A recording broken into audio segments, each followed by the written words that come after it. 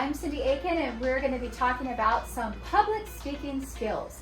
Public speaking is amazing because it's an opportunity to find an audience with a particular topic that needs to be addressed and being able to pull together some information, but also possibly some anecdotes or stories that help kind of, I like to say, make the medicine go down, if you will.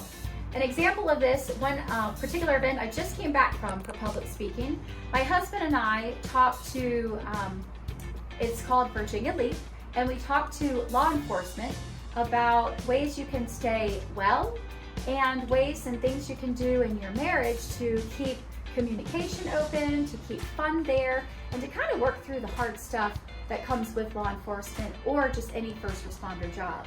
So one of the ways that we prepare for those kinds of conversations or public speaking events is for us to kind of understand our audience. Now, police officers or first responders, they can have great humor, but sometimes it's a little more dark. And so I have to kind of fashion what I'm gonna say to not be super silly. In fact, just yesterday, I purposely asked the law enforcement crowd to stand up and cluck like a chicken.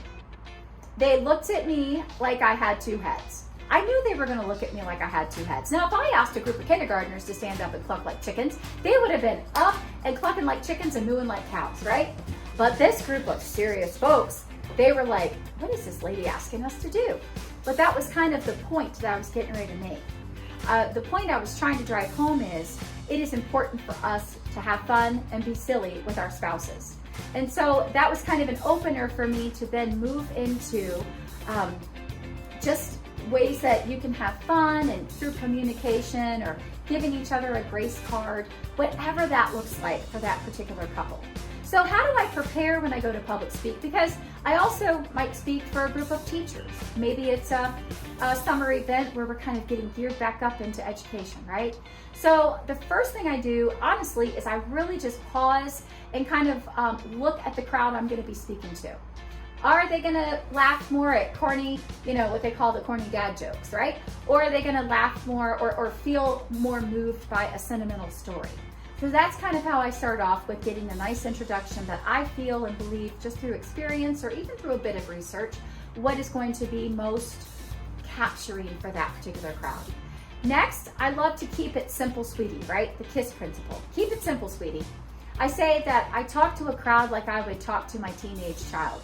Talk and text. Let's just bullet point our way through. And that way it gives them a real clear opportunity to grasp. We also do a lot of hand motions, as you can tell, when I'm public speaking, and I will actually have the crowd do hand motions with me. So if I'm presenting a point that I feel really drives home what is needed to be learned, I'll say something like, okay, let's clap it out, boom, boom, boom. And that way, even if they might forget, that we just talked about the importance of communicating with a spouse, if I do something silly like communication, they're gonna remember that silliness, or they're gonna remember that sound, and it's an opportunity to add more modalities to what your public speaking event might be. So think about it. Think about yourself even. It's no fun sitting and just listening to somebody like Charlie Brown's teacher, wah, wah, wah, wah, right?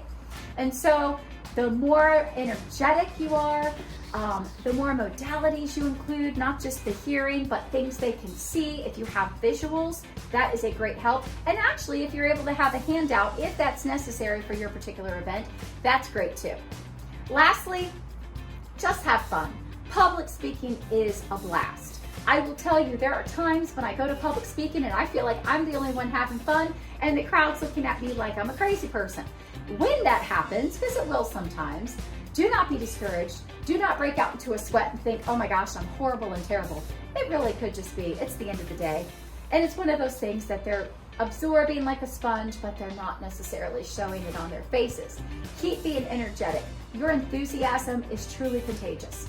And your excitement about a subject, again, truly contagious. So keep up the good work, continue to learn. Thank you so much for joining me today. And until next time, happy public speaking. We'll see you guys next week. Bye.